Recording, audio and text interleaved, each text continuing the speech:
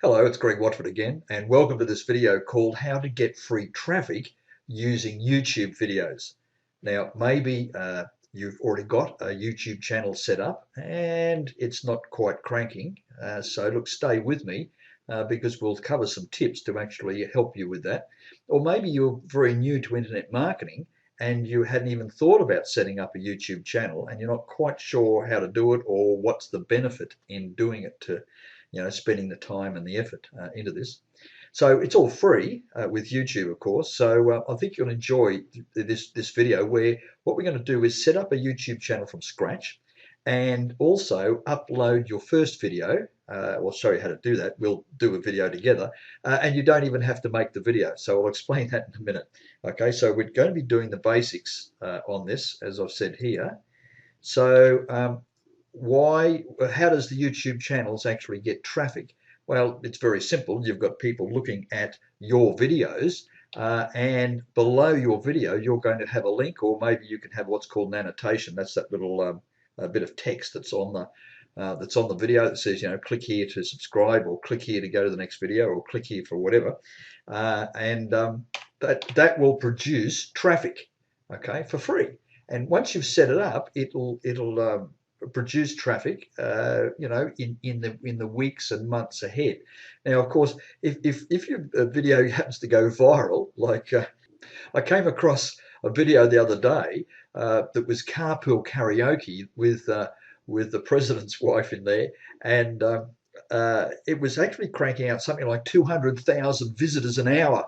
It was sort of like 5 million in no time flat. I think in a week it was about 35 million or something, whatever. And if you're lucky to have a video go viral like that, it's all well and good.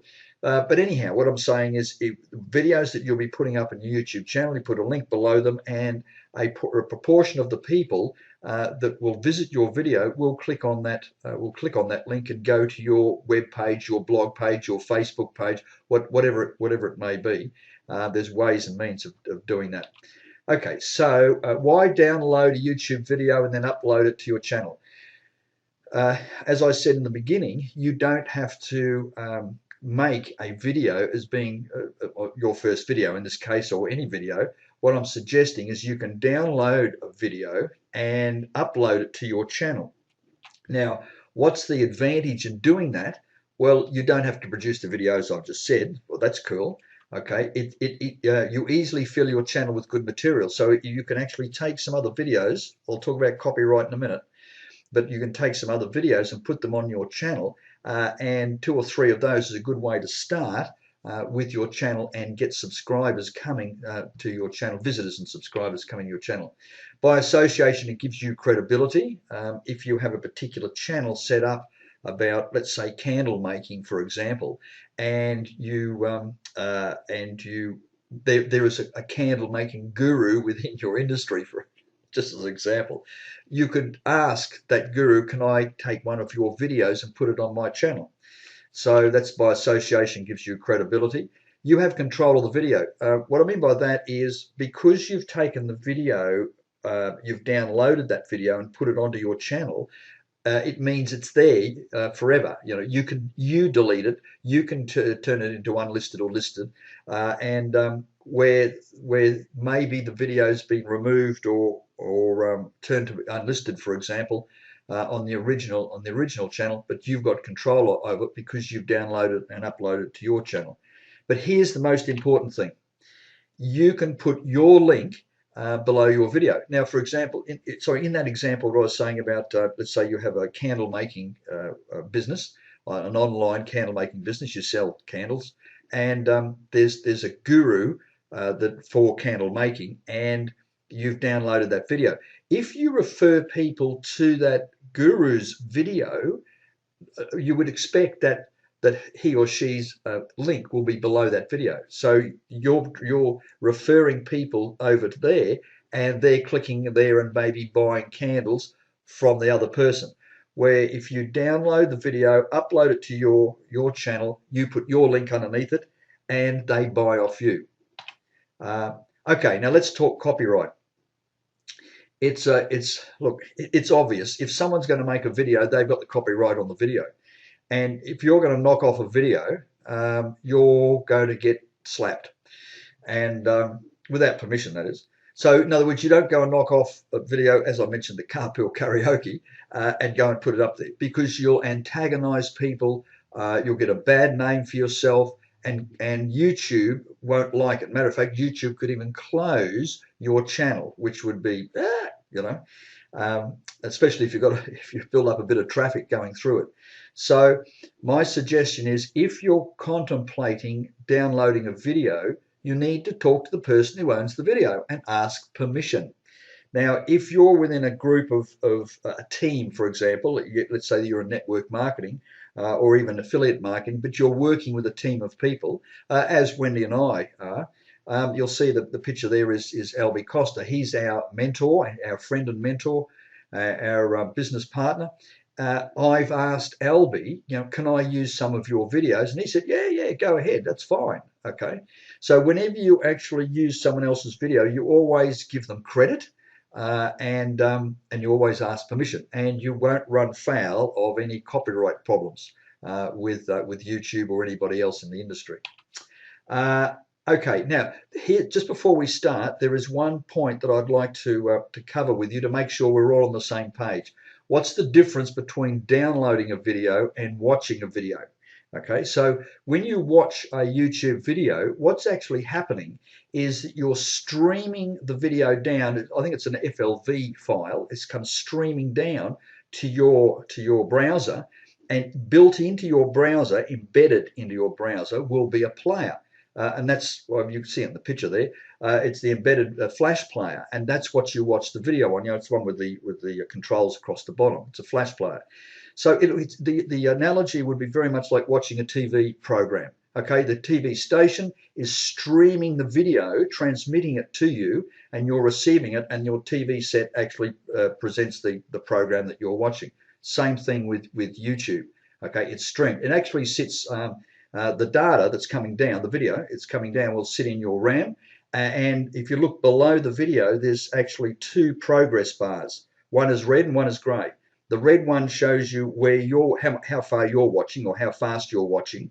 The grey bit is how fast the download is. And of course, the grey bit, it's light grey just underneath it. And it's got to go faster than the red one. Otherwise, your player will run out of data to actually display the video. And that's when it stops and starts. So if your internet connection is very slow or poor, or for whatever reason. So just bear that in mind. That just shows you it's a streaming video. And when it's finished and you close the browser, boom, it deletes the whole lot out of the RAM. Now, when you download a video using a special arrangement, you ask to download. I'll show you in a minute, because we're going to be doing it. You download the video normally as an MP4. It can come down as another format, but basically you're downloading an MP4, you're saving it to your computer, your hard drive, and then we're going to be uploading it into your particular YouTube channel. We're going to create a channel in a minute. Okay, so that's how you download. Anything that I download, I always save, by the way. I have an external hard drive. I suggest you do the same. Go and get yourself a 1 or 2 terabyte drive, very, very cheap nowadays, and put it in a folder and mark it what the title of the video is, because you may be in the future, you may have your channel, for whatever reason, switched off. So what are you going to do? Or maybe you want to have that particular video put into other channels. So I always save what I download on an external hard drive. It makes it pretty convenient. Okay, so in this video, the steps that we're going to be taking are, we're going to create a Gmail address. Now, why are we going to create a Gmail address? Because Google with Gmail, this is the easy way to do it. There's more than one way to do this, but this is the way that I do it. It's pretty easy. You create a Gmail address because Google links. What am I trying to say? There's an account. Google sets up an account. Once you set up a Gmail address, it sets up an account, and that account is right across the board. So you've got Gmail, you've got YouTube, you've got Google Drive, you've got Google Plus. It's all the same account. Okay, so once you start an account, you have these features that are attached to that account. So once we set up the Gmail account, then we'll go and set up the YouTube channel. from there, and then we will download the video and save it, and then we'll upload it to that channel. Okay, and then we'll complete a few tasks to make it all smooth and easy to find. SEOing, search engine optimization. We'll do a little bit of that. Now, this is the basics. It's not an in-depth training session on SEOing for YouTube videos, but all you've got to do is just do a few steps, and that'll do probably 80 or 90% of what you need to do. Okay, so what we're going to do now is set up this Gmail account. So all you got to do is go and type in gmail.com, or it's mail.google.com, same thing. You'll end up the same place. This is the page you'll end up on. Look, it may be a little bit different by the time you actually see this video, because things change on the internet. But when you click, when you click create an account, that blue button, which I'm just doing now, you end up with this page here. It says create your Google account. So I'll just show you a couple of tips. It's very, very easy.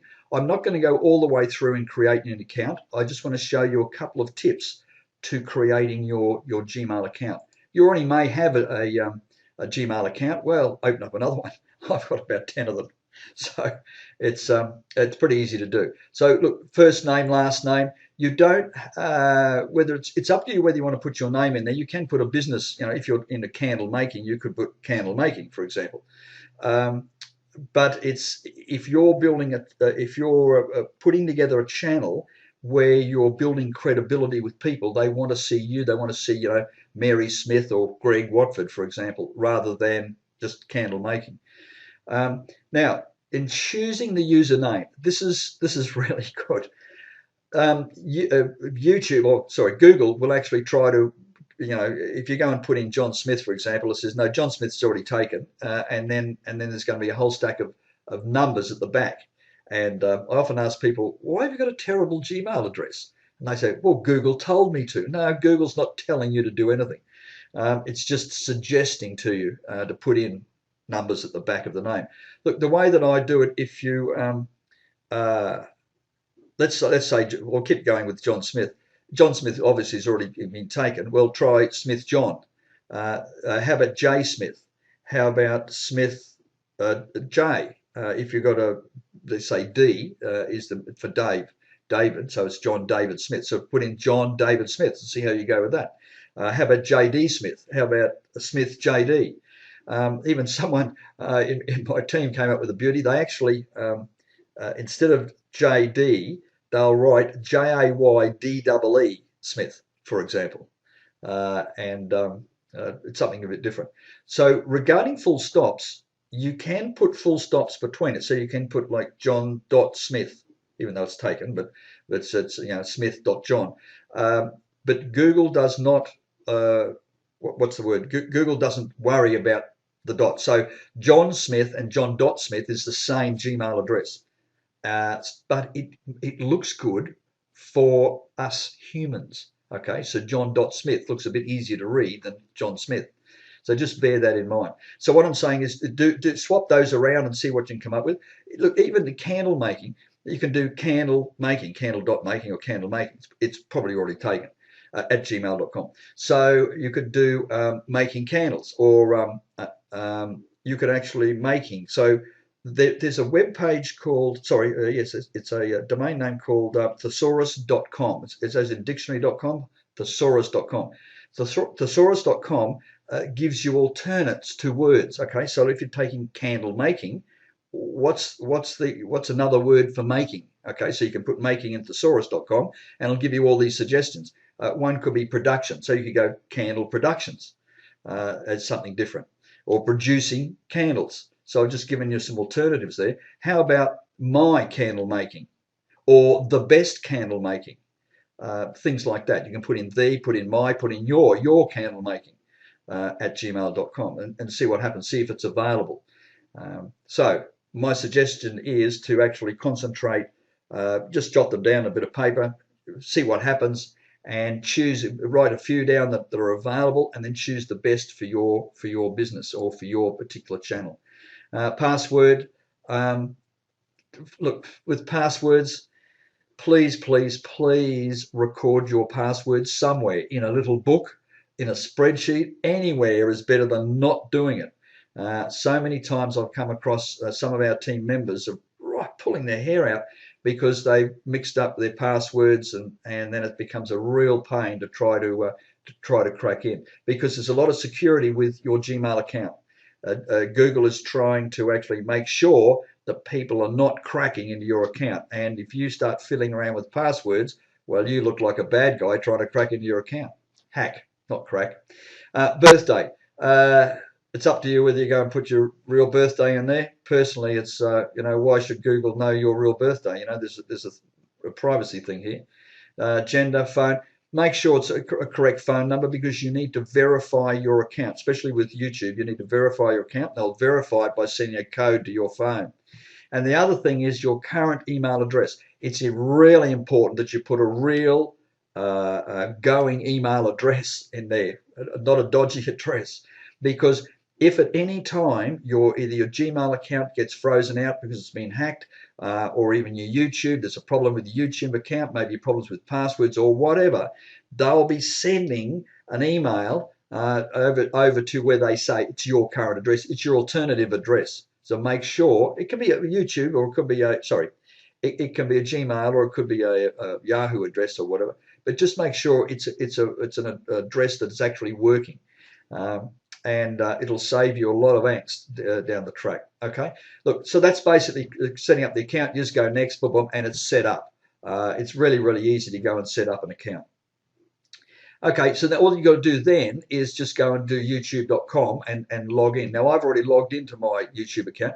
When you first come up, if you haven't done, if this is brand new, the YouTube account is brand new, it'll ask you, do you want to create a YouTube account? Click here, and you may have to go through a couple of steps. And as I said, it's very good to verify your account with the phone, because there's a limitation. If you haven't verified your account, there's a limitation on the size of the videos that you can upload until it's verified. Okay, so this is what happens. This is what it looks like when you get into the home page, and going over on the left, just go and click on channel, and it'll take you to your channel. Now, what exactly is a YouTube channel? A YouTube channel is sort of like an area where you go and bung all your videos together, right? And often channels, you can have multiple channels, and you can often have, like, let's say that if you're in candle making, you've got one channel for candle making and one channel for personal stuff. Okay, so there'll be two different channels. While we're on this point, you can have multiple channels onto one Google account. Okay, so you can have many as you like, channels on one Google account. Personally, I don't do that. I find that really confusing, because what happens if your account gets hacked, or Google wants to close it? It means all your channels are switched off. What I do is I go one email address, one YouTube channel, one email address, one YouTube channel, one email address, one YouTube channel. And then I separate that. So if anything happens in the future, I only lose one channel. I don't lose multiple channels. Okay, so your channel, when you first log into it and click my channel, won't look entirely like this, because I've already got this set up. Yours will look pretty blank. One, it won't have any videos down the bottom, and also it won't have any channel art or pictures up there. So this is the steps that you need to take to set up your channel, and there's only around about what do we got? 1, 2, 3, 4. I think it's about 4 steps. Really, really easy. Okay, this is just the basics. You can do a lot of fine tuning with this, but just to get it up and running, it only takes just a couple of minutes to go and do this. The first thing that I do is the channel art. That's that picture that goes across the top, and I've just got a sort of a bit of a generic picture there. If you're into candle making, obviously you'd have candles, and you can actually put text in there as well in the middle. I'll just click where it says here the little edit the channel art over on the right hand side. So that's where you can actually, that's what it looks like, and you actually drag a pic there. I'm going to close that. Just going to click cancel. Where you get the pic from, the pic's got to be it's a specific size. It's 25/60, something like that wide. Let's go and see if I can find where. No, that's that one. That's that one. Well, maybe, okay. We'll do this. We'll just do a Google when I type correctly. right, and go images, and all you got to do is go and type in YouTube channel art. YouTube channel. And you can see there's the size there. It's 2560 by 1440. That's what the size it's supposed to be. Now, of course, you can go and make up your own pic and use an image editor, but you can borrow a sort of generic pic from someone in this. Look, with this more, you can actually you can actually filter this out, and they're not let's say beach scenes, just for the fun of it. Yeah, okay. So you can just go and grab one of those and just make sure it's the right size. So for example, you could just take a bit of a generic pic and save it to your desktop and then upload it where it says over here, it's edit channel art. You can upload it to that. If you'd like some text in the middle of it, there is a website called PicMonkey. I'll show it to you. It's a great website. PicMonkey. PicMonkey.com, and it's used for editing images. And hang on, we just close that bit down. That's just an ad on the front. You don't have to have an account where it just says edit. You just go and upload that image and actually put some text in it. It's a really, really great website. So I'm trying to close that down back to there. So that's what's called the channel art. That's the pic across the top. This little icon over here, what's called your channel icon, that's where you put your face. My suggestion is do not put your dog, your newborn son, or you at 6 years old into that pic, into that icon. Look, the reason being is people want to see you. They want to see what you look like, not your dog or whatever. If you've got a business channel, the candle making, for example, yes, you can put candles in there, or some logo that represents your business, perhaps. But generally, if you've got your name, as I have on this particular channel, they want to see your face. So tip number, whatever it is, always put your face up there. Don't put the dog or something else. Okay, so that's what's that? Channel art's one. Number two is the icon. The number three, across the bottom here, is description, where I'm just pointing just below my name there. If you haven't put anything in there, it'll just say add description or something like that. My suggestion, I'm just going to click the edit button here. My suggestion is that you go and write something there. You can see, for example, if you would like to contact us, our email address is, and I don't put the proper email address in, it's contact at, gregwindy.com, the dot and then the com. It's so that my email address doesn't get scraped by spammers and shoved on a list. Well, we try to stop that. So just a little description about your channel. I would suggest that you put some keywords in there. So, for example, if you've got this candle making, obviously you're going to put in the description, you're going to be talking about candle making, producing candles, and even the different categories, perhaps, of soy candles or artistic type candles, or scented candles, plain candles. So you could mention all those keywords in your description, so that'd help as well, because we'll talk about keywords once we put the video up.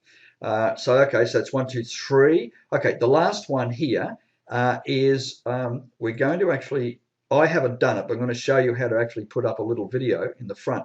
So it says, sorry, I jumped. The little cog wheel over here on the right means channel settings. That's what it means. It's written at the top.